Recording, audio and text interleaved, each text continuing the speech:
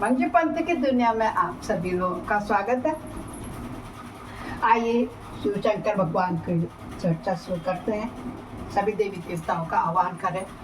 गजाननं भूतगणादि सेवितं कत्पितृचमत्फलचारुभक्षणं उमासुतं शोकविनाशकारकं नमामि विघ्नेश्वरपादपङ्कजं नीलाम्बुजश्यामलकोमलाङ्गं सीतासभारोपितोऽनुभावं पाणो महासायकचरुचापं नमामि रामं भगवन्तं कर्पूरकरं करुणावतारं संसारसारं भुजगेन्द्रहारं सदा वसन्तं हृदयारविन्दे भवं भवानी सन्तं। गुरुर्ब्रह्मा गुरुर्विष्णु गुरुर्देवो महेश्वर गुरु साक्षात् परब्रह्म तस्मै श्री गुरुवे नमः। गौरं करुणावतारं संसारसारं भुजगेन्द्रहारं सदा वसन्तं हृदयारविन्दे भवं भवानी सहितं।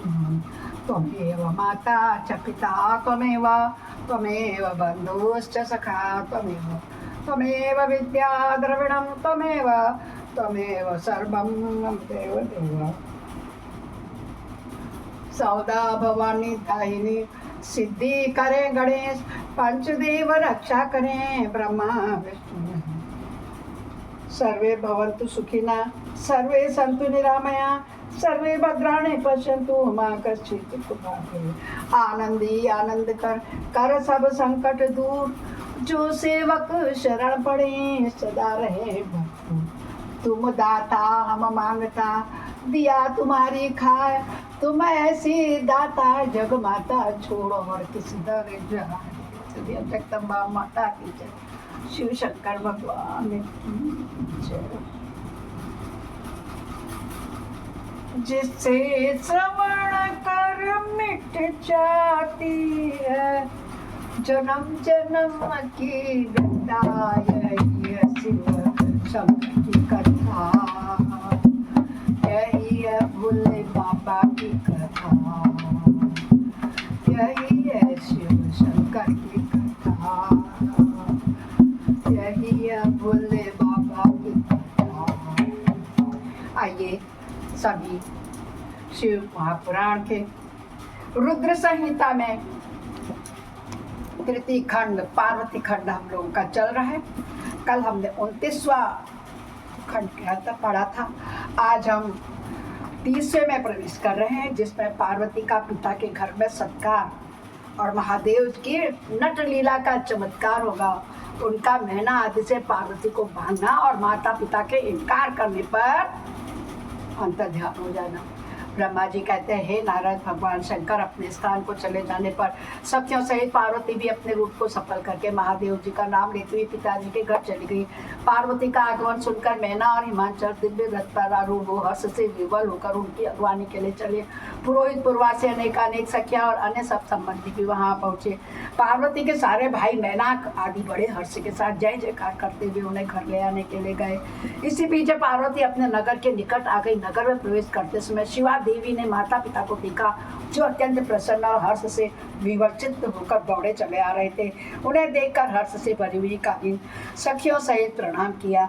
माता पिता ने पूर्ण रूप से आशीर्वाद दे पुत्री को छाती से लगा लिया और ओ मेरी बच्ची ऐसा कहकर प्रेम से विह्वल हो रोने लगे। तत्पश्चात अपने घर की दूसरी स्त्रियों और भाभियों ने भी बड़ी प्रसन्नता के साथ प्रेम पूर्वक उन्हें अपने भरकर भुजाओं में बैठ लिया। ठीक उसी प्रकार से जैसे जब आपके बेटा बेटी आते हैं तो आप करते हुए व्यवहार उन्हें भी किया। तो बट नेचुरल है, नेचर है हमारा ये। देवी तुमने अपने कुल का उद्धार करने वाले उत्तम कार्य को अच्छी तरह सिद्ध किया है। तुम्हारे सदाचरण से हम सब लोग पवित्र हो गए। ऐसा कहकर सब लोग हर्ष के साथ पार्वती की भूरी भूरी प्रशंसा करते हुए उन्हें प्रणाम करने लगे। लोगों ने चंदन और सुंदर फूलों से शिवा देवी की सानंद पूजन किया और इस अवसर पर विमान पर बैठे हुए देवताओं ने भी पार्वती को नमस्कार करके उन पर फूलों की वर्षा करी। और नारद उस समय तुम्हें भी एक सुंदर रथ पर बिठाकर ब्राह्मण आदि सब लोग नगर में ले गए। नहीं तो वो तो पैदल ही सारे तीनों लोकों में विचरण करते रहे। तो कहते तुमको भी एक रथ में बैठा करके ले गए। भी ब्राह्मणों सखियों तथा दूसरी स्त्रियों ने बड़े आदर के साथ शिवा का घर के भीतर प्रवेश कराया। स्त्रियों ने उनके पर बहुत सी वस्तुएं निछावर की। ब्राह्मणों ने आशीर्वाद दिए। मुनीश्वरों ने पिता हिमवान और माता मेनका को बड़ी प्रसन्नता हुई। उन्होंने अपने गृहस्थ आश्रम को सफल माना और यह अनुभव किया कि कुपुत्र की अपेक्षा सुपुत्री ही श्रेष्ठ है। जिसके बेटे माता पिता का ध्यान नहीं रखते ना, उनको कुपुत्र कहा जाता है। और जो लड़की अपने माता पिता को अपने साथ रखना चाहती है, अपने साथ रखती है, आजीवन उनका साथ देती है, उसको सुपुत्री कहते हैं। तो यहाँ पर ये शिक्षा दी गई है महाग्रंथ में कि कुपुत्र होने से तो अच्छा एक पुत्री का होना है, सुपुत्री का होना है। बोलो जय शंकर भगवान की जय होवे। गिरिराज ने ब्राह्मणों बंदीजनों को धन दिया, ब्राह्मणों से मंगल पाठ करवाया। मुने इस प्रकार पार्वती के साथ हर्ष भरे माता पिता भाई तथा भौजाइयाँ भी घर के आंगन में प्रसन्नता पूर्वक बैठी। तदंतर हिमवान प्रसन्न चित्त से सबका आदर सत्कार करके गंगा स्नान के ले गए। इसी बीच में सुंदर लीला करने वाले भक्त वत्सल भगवान शंभु एक अच्छा नाचने वाले नट बनकर मेनका के पास आए। उन्होंने बाएं हाथ में सिंह और दाहिने हाथ में डमरू ले रखा था। अब करते भी तो शंकर भगवान ऐसे, अब शादी के लेकर जा रहे, कुछ रूप बना के जाते विष्णु जैसा, बैल का सिंह और डमरू लेके जा रहे हैं। पीठ पर कथरी रक्षोड़े और लाल वस्त्र पहने हुए भगवान रुद्र नाच और गान में अपनी निपुणता का परिचय दे रहे थे। मैं सुंदर नाच कर सकता हूँ। सुंदर नट का रूप धारण किए हुए भगवान शिव ने मेनका के पास बैठी हुई स्त्रियों की टोली के समीप सुंदर नृत्य किया और अत्यंत मनोहर नाना प्रकार के गीत गाए। उन्होंने वहाँ सुंदर ध्वनि करने वाले श्रृंग और डमरू की भी बजाया तथा नाना प्रकार की बड़ी मनोहारिणी लीला की। नटराज की उस लीला को देखने के लिए नगर के सभी स्त्री पुरुष एवं बालक वृद्ध भी सहसा वहाँ पहुँचे। मुने उस सुमधुर गीत को सुनकर और उस मनोहर उत्तम नृत्य को देखकर वहां आए हुए सब लोग तत्काल मोहित हो गए। मैना भी मोहित हो गई। उधर पार्वती ने अपने हृदय में भगवान शंकर का साक्षात दर्शन किया। वे त्रिशूल आदि चिन्ह धारण किए हुए थे, अत्यंत सुंदर दिखाई देते थे। उनका सारा अंग विभूति से विभूषित था। वे हड्डियों की माला से अलंकृत थे। उनका मुख सूर्य और चंद्रमा एवं अग्नि तीनों नेत्रों से उद्भासित हो रही थी। उन्होंने नाग को यज्ञोपवीत धारण कर रखा था, यानी कि जनेऊ पहन रखा था। उनके उस सुरम्य रूप को देखकर दुर्गा प्रेमवश से मूर्छित हो गई। गौर वर्ण विभूषित दीन बंधु दया सिंधु और सर्वथा मनोहर महेश्वर पार्वती से कह रहे थे कि वर मांगो। अपने हृदय में विराजमान महादेव जी को इस रूप में देखकर पार्वती देवी ने उन्हें प्रणाम किया और मन मन यह वरदान मांगा कि आप मेरे पति हो जाइए। प्रीतिपूर्वक हृदय से शिवा को ऐसा कल्याणकारी वर देकर के वे पुनः अंतर्ध्यान हो गए और वहां पूर्ववत भिक्षा मांगने वाला नट बनकर उत्तम नृत्य करने लगे। अब भिक्षा वाला मांगने वाला बन गए। उस समय मैंने सोने की थाली में रखे हुए बहुत से सुंदर रत्न ले उन्हें प्रसन्नता पूर्वक देने के लिए गई। उनका वह ऐश्वर्य देखकर भगवान शंकर मन मन बड़े प्रसन्न हुए, परंतु उन्होंने उन रत्नों को स्वीकार नहीं किया। वे भिक्षा में उनकी पुत्री शिवा को मांगने लगे। भिखारी बन के आए और कहते कि मुझे पुत्री को दे दे, ये रत्न मुझे नहीं चाहिए। मैना उस भिक्षुक नट की बात सुनकर के अत्यंत कुपित उठे और उसे डांटने फटकारने लगी। उनके मन में उसे बाहर निकाल देने की इच्छा हुई। इसी बीच में गिरिराज हिमवान गंगा जी से नहाकर लौट आए।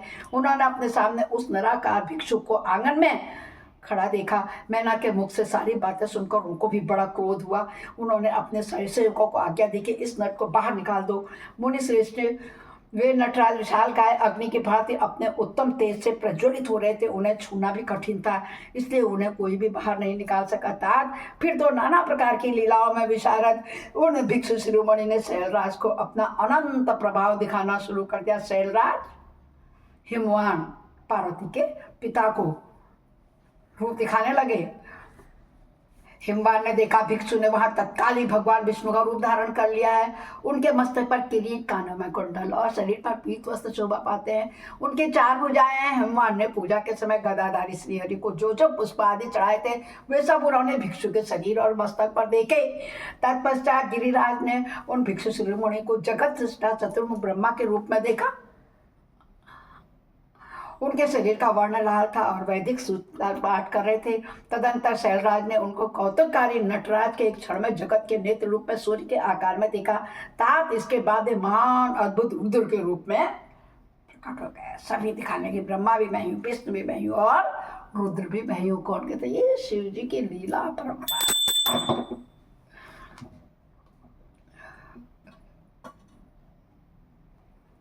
खो गया।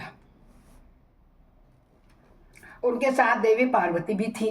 वे उत्तम तेज से संपन्न रुद्र धीरे धीरे हंस रहे थे। फिर वे केवल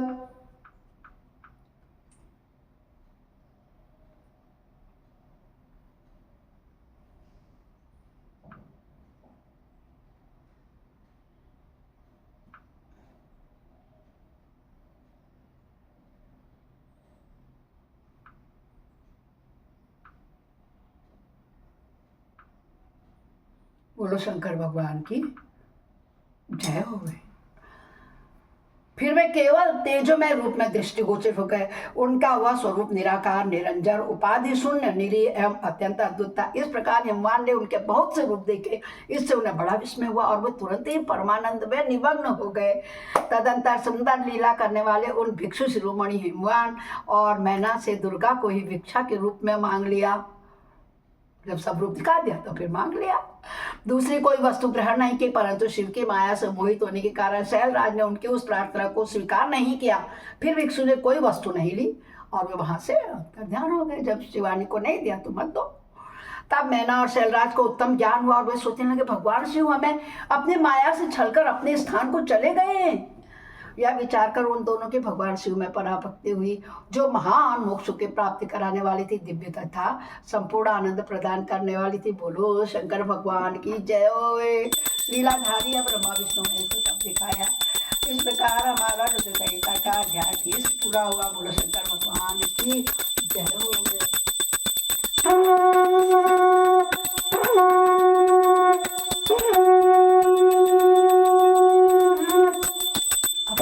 सहस्राणि क्रियन्ते अनिशम्य दास्वामिति मामत्वं क्षम्यस्य परमेश्वरी।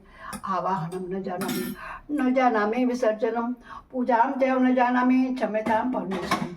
मंत्रेण क्रियाएण भक्तिनं सुरेश्वर यद पूजितं मया देव परिपूर्णं तदस्मै। बोलो शंकर भगवान की जय। यही वो कथा है दोस्तों, जिसको सुन के हमारे जन्म जन्म के पाप नष्ट दूर हो जाते हैं। प्रतिदिन देखिए, मैं रोज शेयर करती हूँ, आप अपने परिवारजनों को कीजिए और पुण्य कमाइए। बोलो शंकर भगवान की। कल फिर मिलते हैं। ओम नमः शिवाय।